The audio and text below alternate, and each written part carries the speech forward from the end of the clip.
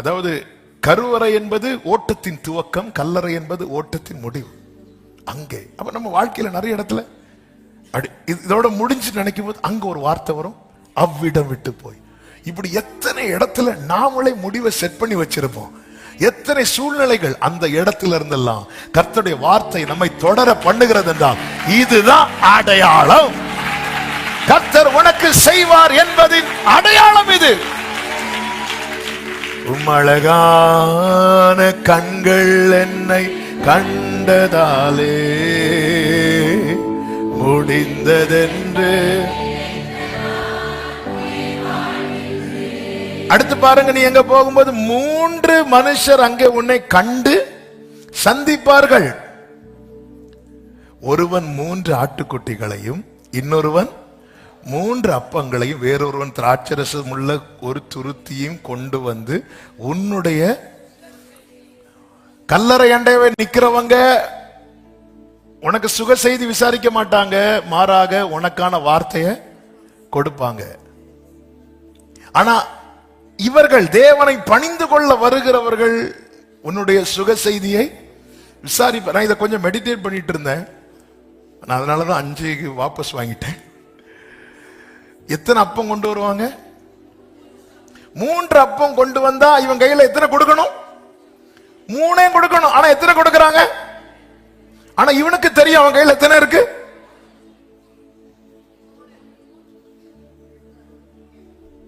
கர்த்தர் சொல்லுகிறார், அவர்கள் 3 பேர் எதிர்கொண்டு வருவார்கள், அவர்கள் கையில 3 அப்பங்கள் இருக்கும். அவங்க நல்லா விசாரிச்சு உனக்கு 3 அப்பம் தரணும் தான் வந்தாங்க.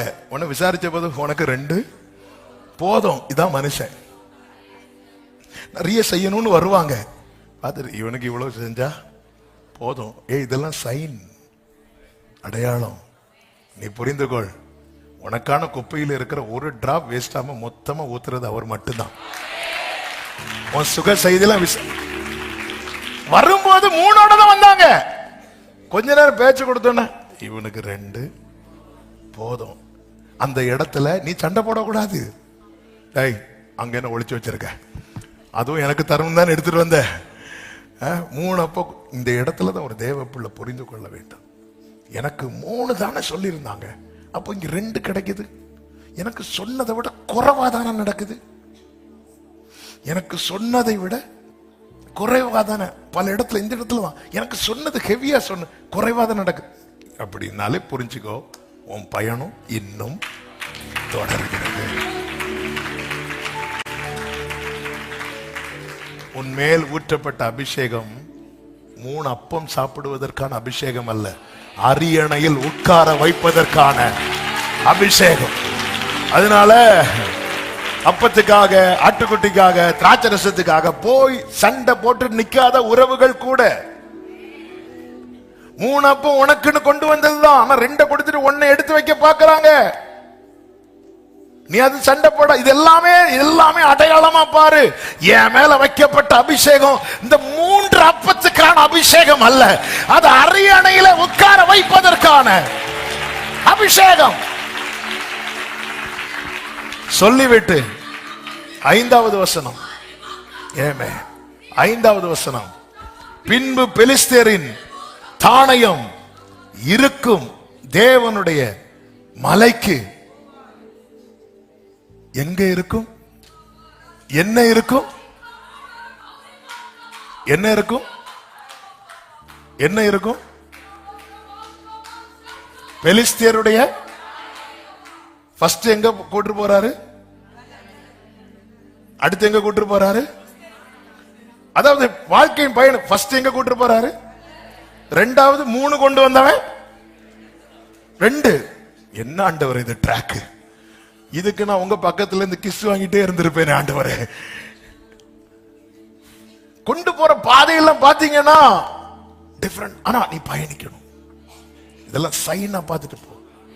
கடைசியில் நீ எங்க போவேன்னா பெலிஸ்தியரின் தாணையம் இருக்கும். ஆண்டவரே, கழுதையை தேடினது குற்றமா? அந்த லெக் பீஸ் எடுத்து சாப்பிட்டது குற்றமா? பெலிஸ்தியரின் தாணையம் இருக்கும் தேவனுடைய மலைக்கு போவாய். ஆண்டவருடைய நடத்துதல் பல நேரத்தில் நமக்கு புரியாது.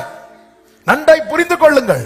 அப்படி நீ போகும்போது அங்கே நீ பட்டணத்திற்குள் கவனிங்க, வேர்ட கவனிங்க, பிரவேசிக்கையில் மேடையிலிருந்து இறங்கி வருகிற தீர்க்கதரிசிகளின் கூட்டத்திற்கு எதிர்படுவாய்.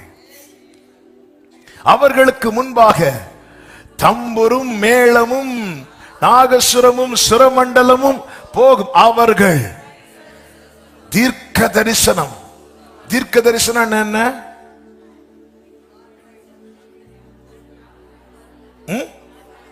நடக்க போறது ஃபியூச்சர். ஃபியூச்சர் தீர்க்க தரிசனம் என்ன தெரியுமா?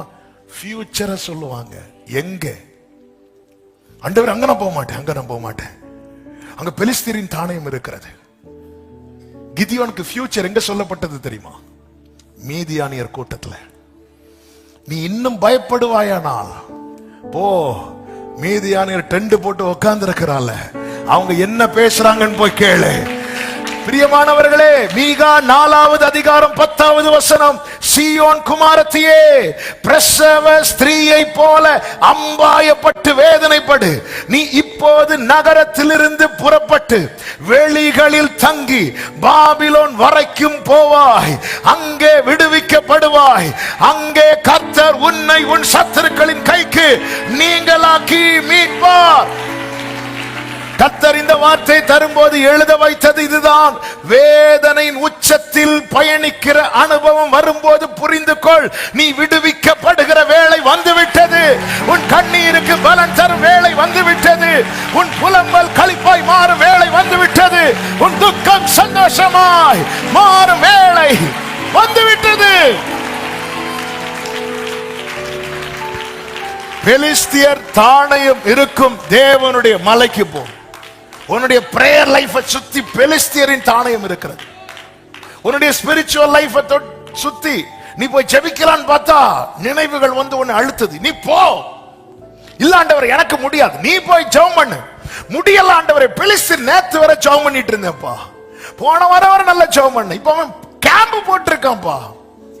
என் பிரேயர் லைஃபை கொலைக்கிறதுக்கு, என் ஸ்பிரிச்சுவல் லைஃபை கொலைக்கிறதுக்கு கேம்ப் போட்டிருக்க. நீ போ. அங்கே உனக்கு தூரத்திலிருந்து பார்க்கும்போது பெலிஸ்தீரின் தானே மட்டும்தான் தெரியும். நீ உள்ள என்றாகு ஒரு தீர்க்கதரிசிகளின் கூட்டம் இறங்கி வரும். ஃபியூச்சர் ஜீவனை பேசுகிற கூட்டம் இறங்கி வரும். ஆமென்.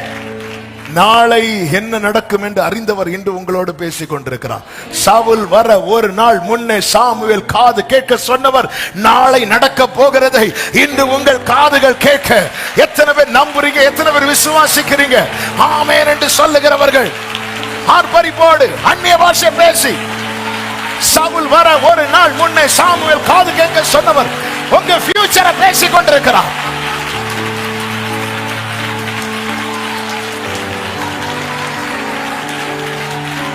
ஷமா மகலா மத்ரோ. ஹல்லேலூயா. சாமுவேல் இடத்தில் புறப்பட்டு கர்த்தர் எங்க கொண்டு போனார்? எங்க கொண்டு போனார்? கல்லறை. கல்லறையிலிருந்து சமபூமி. 3வது வசனம், நீ அவ்விடத்தை விட்டு அப்புறம் கடந்து போய் தாபோரில் உள்ள, அப்ப கல்லறையிலிருந்து சமபூமி. சமபூமியில வந்து நின்னா எப்படி இருக்கும் தெரியுமா? கல்லறைக்கு போனா எப்படி இருக்கும்? கல்லறைக்கு போனா எப்படி இருக்கும்? ராத்திரி நேரத்துல எல்லாம் கல்லறை இருக்கிற ஏரியால போகும்போது ரத்த கோட்டைக்குள்ளே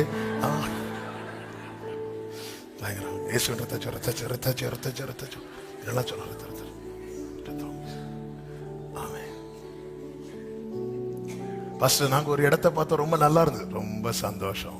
அப்புறம் பின்னாடி பார்த்தா ஒரு பாட்டிக்கு கல்லறை இருக்கு, நாங்க வேண்டாண்டோம். கல்லறை கொண்டு போறார். கல்லறை கிட்ட போனா என்ன வரும்? பயம். அங்க இருந்து நேரம் எங்க கொண்டு போறார் தெரியுமா? சமபூமி. சமபூமியில கொண்டு வந்து நிறுத்துகிறார். பரவாயில்ல, இந்த சமபூமியில தான் நம்ம கொஞ்சம் ரிலாக்ஸ் ஆகும். அப்பதான் மூணு எதிர்பார்த்துட்டு இருப்போம், ஆனா 2 வரும். இன்னாண்டவரே இல்ல, உன்னை ரிலாக்ஸ் பண்றாரா? எஸ். ஏன்? அடுத்து ஒரு மலைக்கு ஒண்ணு ஏத்தணும். கல்லறையில இருந்து மலைக்கு ஏத்தனா தளர்ந்துருவாங்க. உன்னை சில இடத்துல கொஞ்சம் ஒரு இடத்துல அதான் நீ சற்றே தரித்து நல்ல உன்னை கொஞ்சம் ரிலாக்ஸ் பண்ண வைக்கிறாருன்னா புரிஞ்சுக்கோ, அடுத்து ஒரு ஜேர்னி இருக்கு. அடுத்து ஒரு ஜேர்னி இருக்கு. இந்த ஜேர்னி எங்க தெரியுமா? மலையில. ஆனா ஆண்டவரே, மலையை சுத்தி பெலிஸ்தியர் தானே போட்டிருக்கிறாங்க. அத நான் பாத்துக்கிறேன். உனக்கு ஃபியூச்சர் அங்கதான் இருக்கு.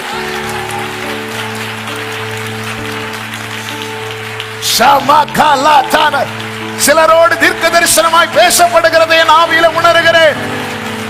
முடிந்தது என்று நினைத்த இடத்திலிருந்து உன்னை சமபூமிக்கு கொண்டு வந்து நிறுத்திவிட்டு இதோ உன்னை மலையை நோக்கி பயணிக்க வைக்கிறார். மலையை நோக்கி பயணிக்க வைக்கிறார். நீ பார்க்கிறாங்க பெலிஸ்தரின் தானியம் இருக்கிறது இல்ல, அங்க தீர்க்கதரிசிகளின் கூட்டம் எதிர்கொண்டு வருவார்கள். நீ உள்ள என்றாகு. ஃபியூச்சர் இருக்கு. இல்லாண்டவர் நான் சமபூமியில இருக்கிறேன். 2வது கிடைக்குது. இதை விட்டு போனா அதுவும் போயிட்டுனா இப்ப 2 கிடைக்கும். ஸ்டார்டிங்கே 3 கிடைக்க வேண்டியது 2 கிடைக்கும். நாளைக்கு 1 கிடைக்கும். அப்புறம் 1 கிடைக்கும். அதாவது ரிலாக்ஸ் ஆயிட்டியா? எஸ் ஆண்டவரே. அவ்விடம் விட்டு புறப்பட்டு பெலிஸ்தியர் தானியம் இருக்கும் தேவனுடைய மலைக்கு. அதன் அர்த்தம் என்ன? நான் இருக்கிறேங்க. நீ உள்ள என்ட்ராகும் போது உன் ஃபியூச்சர் ஓபன் ஆகுது.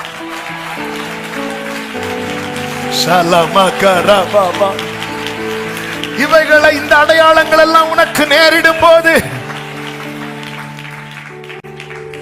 ஆமே முடிவிலிருந்து அழைத்து வந்து ஆயத்தமாக்கி பயணிக்க வைப்பார்.